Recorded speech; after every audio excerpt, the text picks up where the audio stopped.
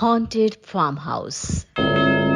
पवन और उसकी बहन राशि दोनों शहर में जॉब करते थे। होली की छुट्टियों के लिए शहर से अपने गांव की ओर लौट रहे थे। दोनों को लौटने में शाम हो गई थी।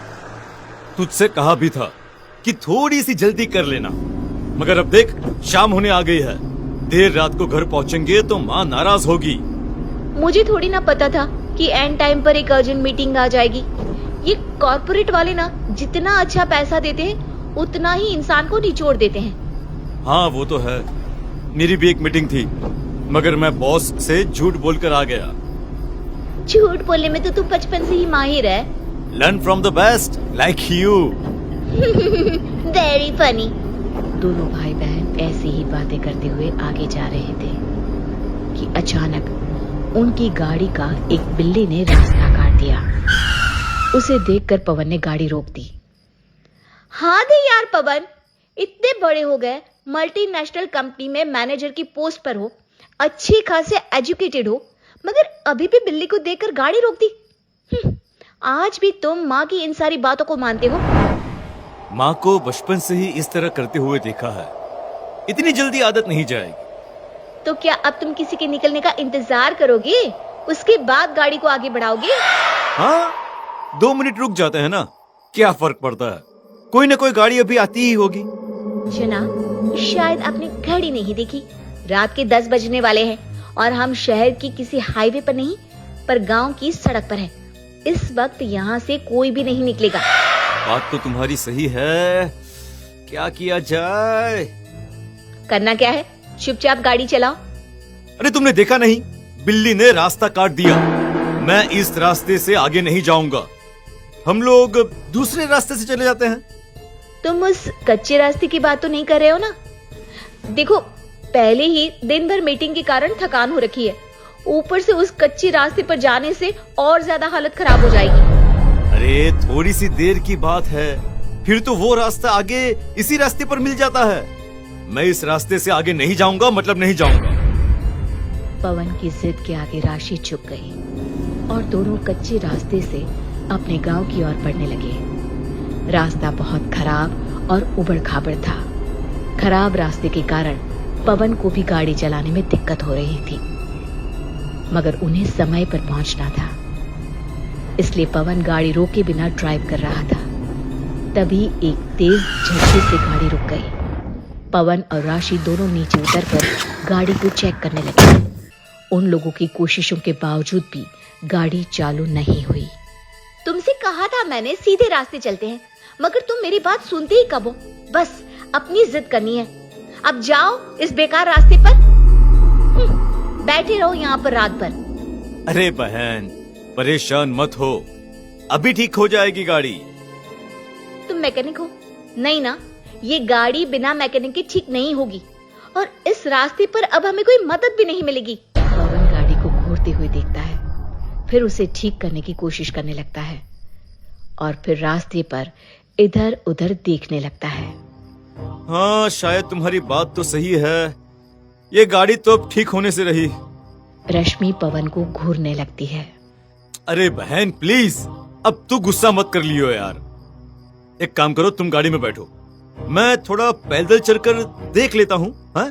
शायद कोई रात गुजारने की जगह मिल जाए। पवन अपने मोबाइल की टॉर्च ऑन कर उस रास्ते पर कोई घर ढूंढता हुआ आगे बढ़ने लगा, मगर थोड़ी दूर जाने पर ही उसकी नजर एक फार्म हाउस पर पड़ी। सुनसान जगह में एक फार्म हाउस को देखकर पवन की आंखों में चमक आ गई। अरे इस जगह पर तो छोटे मोटे ढाबे भी नहीं मिलेंगे, ये इतना बड़ा फार्म हाउस कहाँ से आ गया?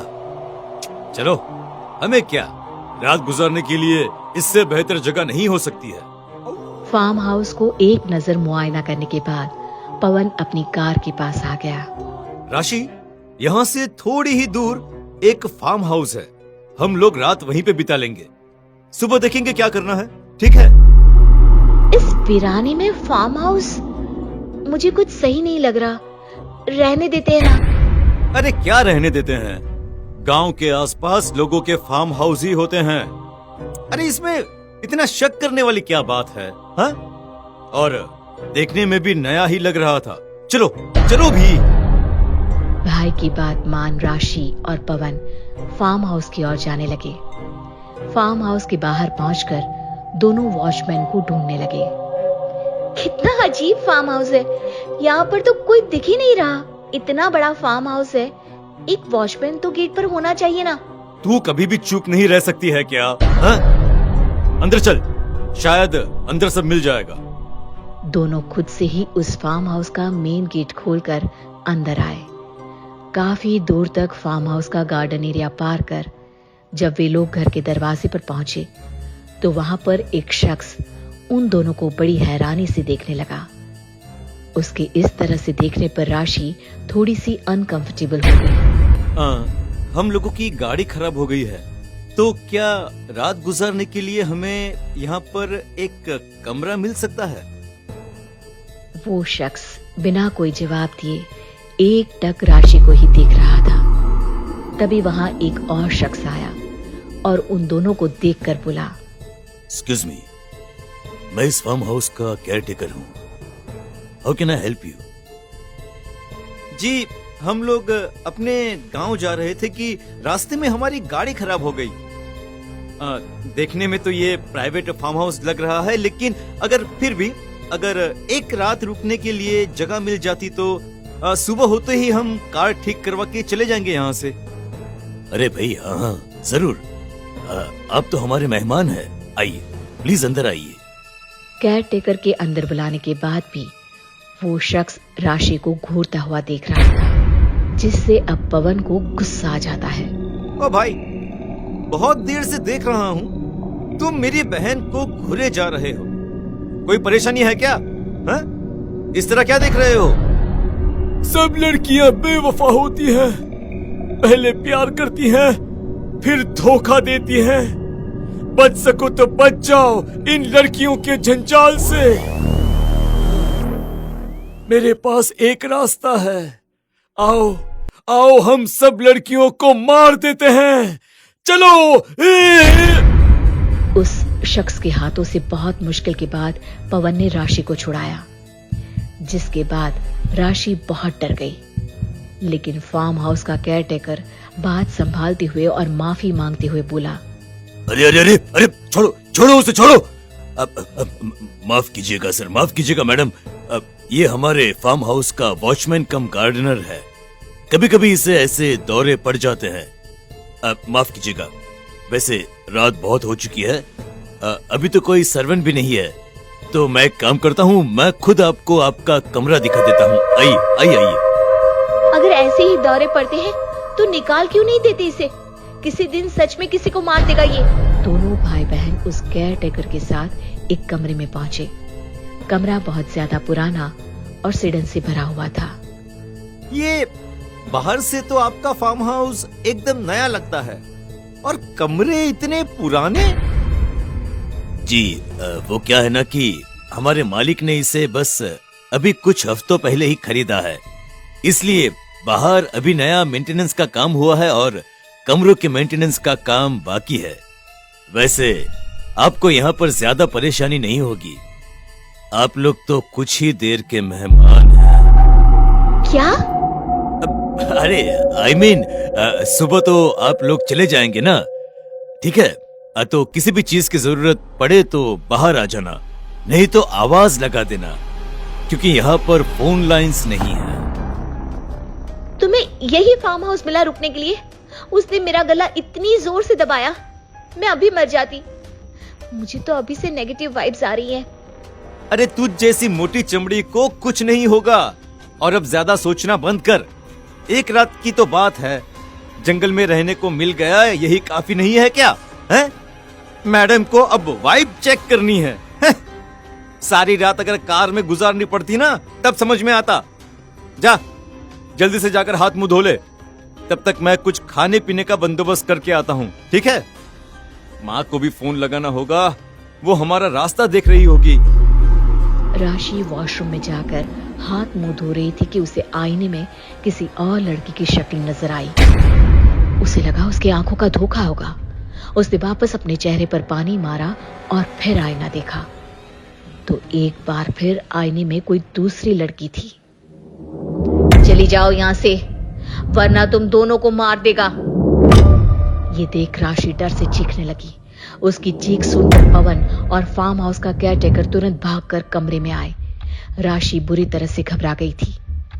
भाई, हम लोग यहाँ रात नहीं रुक सकते। चाहे तो सारी रात कार में बैठे रहेंगे, पर यहाँ से चल प्लीज, यहाँ से चल भाई। अरे अरे लेकिन क्या हुआ? अभी तक तो ठीक थी, तुम इतना क्यों डर रही हो? अरे क्या हुआ बताओ तो। लगता है आप हमारे वॉचमैन से डर गई हैं, मगर डरने की कोई जरूरत नहीं है। अब वह आपको कोई नुकसान नहीं पहुंचाएगा। वॉचमैन? नहीं, वो लड़की। अरे अरे मगर कौन सी लड़की? कोई वहम हुआ होगा। ये लीजिए, आप पानी पीजिए, पीजिए पीजिए, आपको अच्छा लगेगा।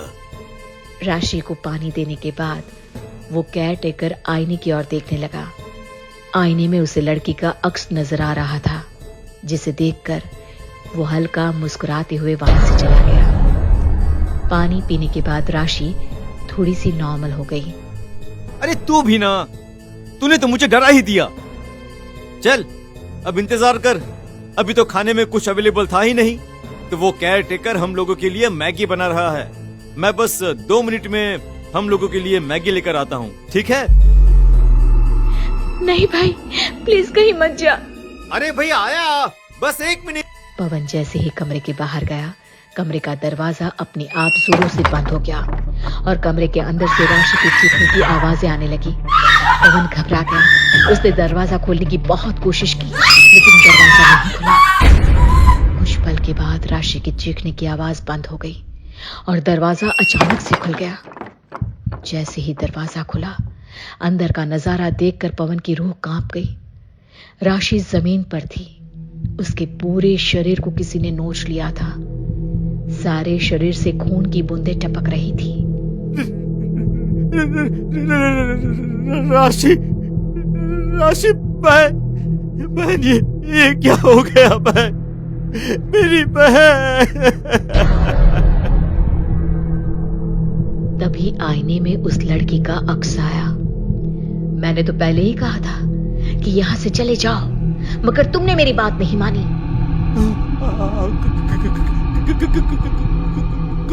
कौन हो तुम?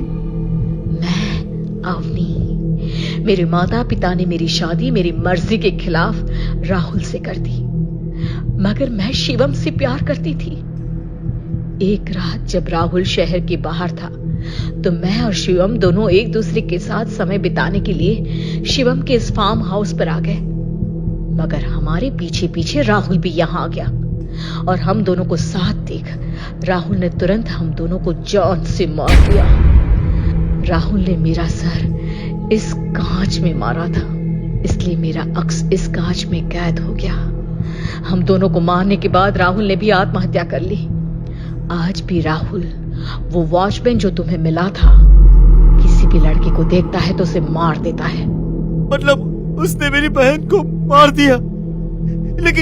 लेकिन अगर तुम दोनों यही हो तो शिवम उसका क्या? वो कहां पर है? वो तुम्हारे पीछे ही खड़ा है।